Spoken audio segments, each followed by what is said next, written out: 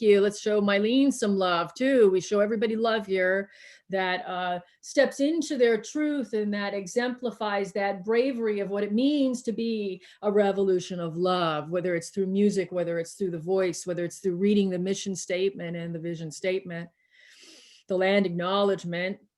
And so every single piece of this service, we recognize it is holy, and that there is reason and method to all of it, and that we are coming into a deeper awareness of who we are and why we are, and that this is not by accident that we are here right now. Amen? Amen. It is very important, my friends, to be intentional about this life, to not take anything for granted, to not miss a single moment. And so with that, I'm going to invite us all now into a very intentional way of being. Let us imbibe this right now. Let us really come to the forefront of our hearts and of our minds, of our lives. I see that we are already at 10 to 7, so I don't want to go on too long. I don't want to stretch bandwidth in a way that is not healthy. So let us just be with what needs to be spoken and let it trust from there. And I'm going to pray that there is indeed an open heaven and an open channel. And again, that we remember who we are, and that we remember who we are to one another. Remembering who we are to one another. And that is also not by accident. And so let us center the teaching of the hope cycle. The hope cycle, my friends, I want to recap this and we'll see how far we go into this 4th stage of exploration. I feel very called for us to really be very clear about what the hope cycle is, what it does, what it can do for us, what it can do to us, and what it can do through us. Yes, the hope cycle began in 2015 or 16. And it began September 2016. So right before the election. And it began at a moment in my life where I fell out of love with humanity. And I found myself at another crossroads where I wondered in dark nights of the soul, if we would ever change. And what I mean by that specifically is all of the killing and all of the violence, and we can chart this over history, over all these generations of abuse and of violence and of vitriol and hatreds. It became again, another moment of what are we doing? Why are we here? And I didn't not want to be here, but I needed something to sink my teeth in too. I needed to believe again. I needed to believe there was something to hang on to. And then through a sort of a cast of characters, of people, one person that had come into my life who really was pushing me beyond what I could handle, I thought. I believed again. My friends, the hope cycle starts in a moment maybe like this for you. Maybe you've had that moment of what are we doing? Nothing ever changes. We're just killing each other. People are dying in the streets. Whoever those people are, kids in cages, hate crimes towards the LGBT community. You can fill it out. It maybe is something personal for you. Maybe it is a personal hurt and a wound that you don't feel like you can get over. Something that you just can't get past. Might be a certain situation in your life right now. And I know some of you, and you've shared those situations with me. And so this hope cycle is for you, especially if you are in one of those moments, one of those dark nights of the souls. And it's where we find ourselves where? In the desert, crawling on our hands and knees, using this metaphor of being thirsty, being hungry, being just at the wit's end. But what happens at the end of the first stage, which is hope, is we see the divine spark that is hope. Now, this divine spark, this end stage of the hope cycle, the first stage, forgive me, it doesn't promise us that life is going to change. It doesn't promise us that the world is going to change, that the killings are going to stop, that all the transgressions and all these different forms of violence, it doesn't promise us that, but it says this one thing. There is one statement, and that is, you are alive. That is it. It's the reminder that we are here, that we are alive, that we are breathing in and out. It is a very simple statement. And that is all. And that is why I said in the second stage of curiosity, I said to you, what?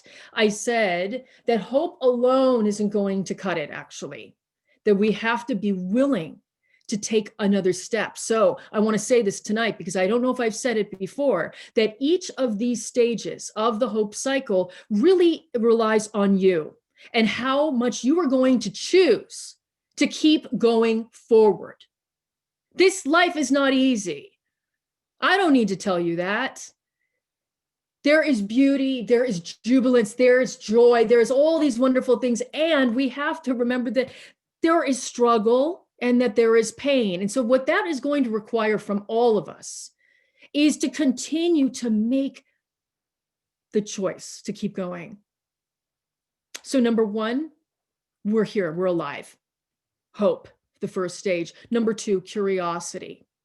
Curiosity, I said, don't ever lose a holy curiosity. Don't ever lose it. And I brought in to notice everything. Do you remember I talked about my grandfather? And I told you that story. Why? Because he noticed everything. And so to cultivate a curiosity means to notice everything. It means also the second thing I mentioned was to question everything. We're going to do some of that tonight. Question everything. We've all been sold a bill of goods. We've all been taking in these different forms of violence. And so we need to push back from the table and say, no, I'm spitting this out and I'm not taking it in anymore. I'm not believing it anymore. And so to question everything is going to mean being uncomfortable. But see, we have been working at this now. We have been instilling hope. We have been cultivating curiosity. And then we were in this third stage of wonder, and we took 3 weeks in the stage of wonder. And see, the stage of wonder begins still in the desert, on our hands and knees. But what was so glorious about it is there's no longer the what if, and I'm sorry, I didn't say that. The second stage is the statement of what if. What if our lives could be different? What if this world could change? We're not in a place yet of saying it will until this third stage. So bear with me, I should have said that before. The third stage is where we say, I believe. See, this is what is so wonderful about the third stage, is where we go, yeah, damn straight. I believe we are going to do this. And do you remember what I said? Do you? I said, look, the world is going to change. You know, this whole thing of like, it's never going to change. Like the voice that I had in September of 2016. It's never going to change. No. It'll change. What that will look like is going to be dependent upon what we put into it, how much skin in the game we have. So John outlining and Sherry outlining some of the ways they are putting their skin in the game, that they are putting it on the line. That is one way. There's the way Mylene is doing it through her music. There's so many, I'm just picking a couple of people now. That is not to say that those of you don't have active engagement in your life and that you are not creating justice and love in your own ways the way you should. So this third stage of wonder, my friends, it was so vital because it was where we said, you know, I believe it's and it's not the wonder of a child, of a kid, you know, like believing in the tooth fairy. No, because see, there's wisdom and gravitas to this stage. It's saying, yeah, I believe in things that some people might call insane, like a world without the militarism. You know, some people might say that that's an absurd concept. Okay, so be it. Every good thing came from a vision that was completely outside of the box. So we left the desert. On that wonder, the wonder lifted us up. And we walked and then we ran, and we walked and ran where? To the water. And last time was really about an experience that I was hoping to create for you, an experience where you utilized all of your senses, an experience where you became grateful, where you centered gratitude in your life. And the reason I did that, see, there's method to everything here. The reason I did that was because it's important to take respite and refuge. And if there's anything we can count on, things are always changing. So we can't stay in that water near the waterfall. Oh, it feels good though, doesn't it? I mean, some of us, we just like to live there and just bask. But at some point, my friends, we got to leave. And we got to get honest. And so tonight, we do leave the waterfall because there's some things ahead of us. You know, everyone's taking that breath because it's been an intense 4 years. And for some folks, you've known and you've been living way longer than 4 years. It's been hundreds of years. So we take a breath, but then we realize that we have to go further. And we have to explore. And so this fourth stage of exploration, I'm honest. That would be the one statement of I'm honest. So that's going to mean being brave, being courageous. Chogyam Trungpa, who's taught the Shambhala teachings, the word Pao, P-A-W-O, Pao comes to mind, one who is brave. I want us all to be brave. I want us to be, and this is going to sound like an oxymoron, warrioresses, if you prefer. I want us to be very ignited, and there goes my dog, very ignited into creating the change that must be. Let's go back a moment. Let's go back just a moment. Manny, if you would put the definition of violence from Pace Bene in the chat, I would like people to see that and read that, and I will actually read it too from here, because I want to put this all in context for you. So this definition of violence you may or may have heard already. Yes, thank you for I see what your people are writing in the chat.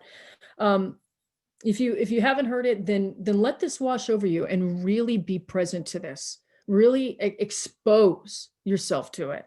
Violence is any physical, emotional, institutional, structural, or spiritual behavior, attitude, policy, or condition that diminishes, dominates, destroys ourselves or others.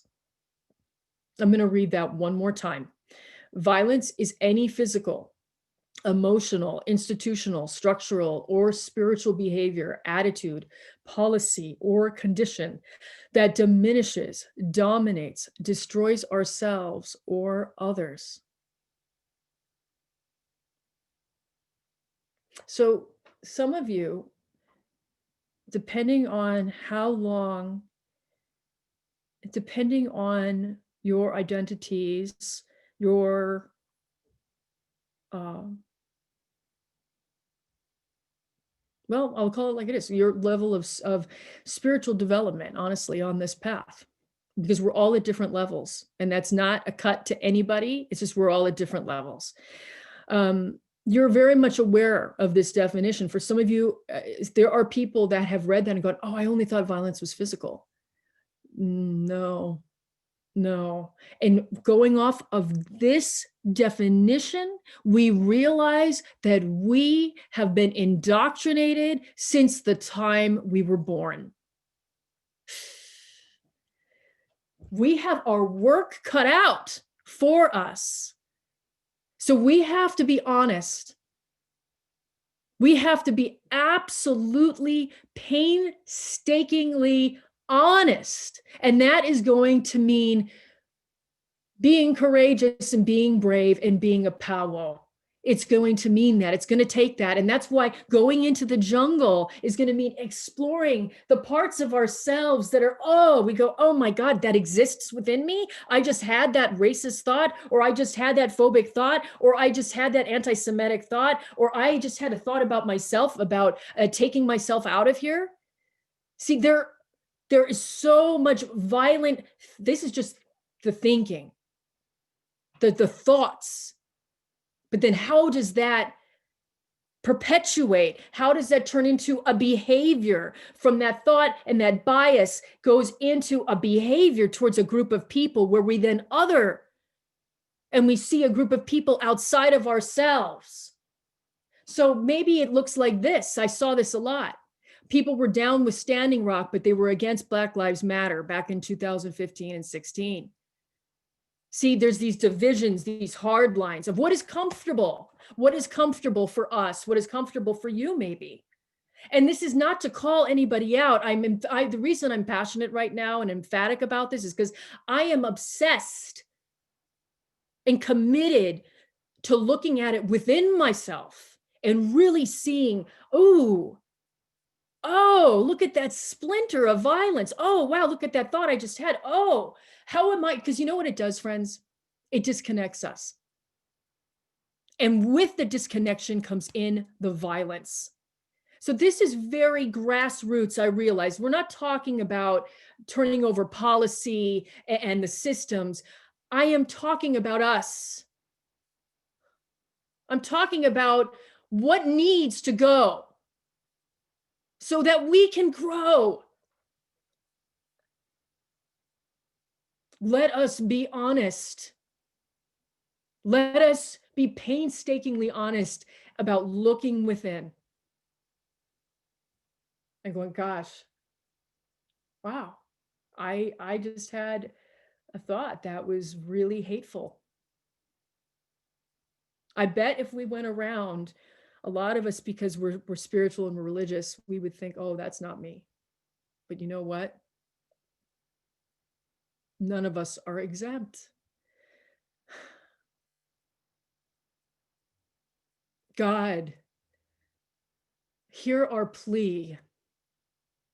We avail ourselves to you.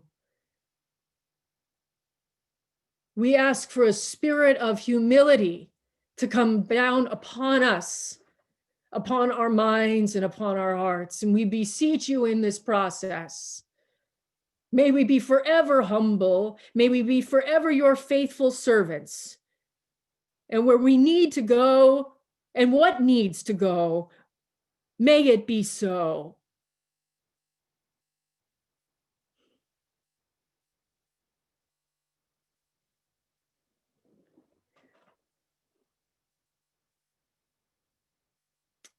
Exploration. We will go further into the jungle next week. But right now, I want to leave it here. I want us to look at this definition of violence, remembering that everything is spiritual. So center God in whatever that is to you. love, higher self, higher being. Center God. When you look at that definition, be brave. Because with that help of God, spirit, higher love, it will help you. Because this is very intense work and it is very messy. And we don't have to do it perfect, but we have to do it. We have to do it. I said last week that, yes, we have a respite. Thank God that the election went a certain way, but it isn't the be all and end all. And I heard from Sherry, I hope it's okay I say your name. And Sherry, we were on the same wavelength there. If we think that all is well now, you know what we're like? For those of us that are 12-step, that have that addict personality, then we didn't bottom out. We need to bottom out with the violence. We need to bottom out with it. It's a dis-ease. So, hi, I'm Felicia, and I'm recovering from violence. Serious, like that. And I avail myself, and I pray that you take this commitment tonight and that you explore and you take God with you. And it's not about shame and it's not about blame, because you know what? That will stifle you from moving forward and doing the work. It's about being ignited and being compelled to create the change that is needed in the world. I have an agenda. This is the last thing I will say. I do have an agenda, and I realize that maybe more than I ever have in this last week. And my agenda is that I want to ignite anyone that comes to these services over the years. I want you to be ignited to create change in your life and in the world. I don't want you to settle. So it's hard because as a pastor, I want to make you feel good and know that you are loved always. And then there's a little ruffling of feathers that I want to do for you. Because the more comfortable we are, we won't change. So I have an agenda, and the agenda looks like this. I want you to be compelled and ignited to create change in your life, that you may be that much more healed and that much more ready to lift off. And you do the work, however it looks for you. I do love you from the highest place. And as Mylene's saying, we are talking about a revolution of a highest love, a revolution of justice, a revolution of values, a revolution of truth. Let's go for it. Let's not settle. Let's go for it, my friends. God bless you. Let's pray now together to consecrate this time and to really come together in a spirit of holiness. Yes? Yes.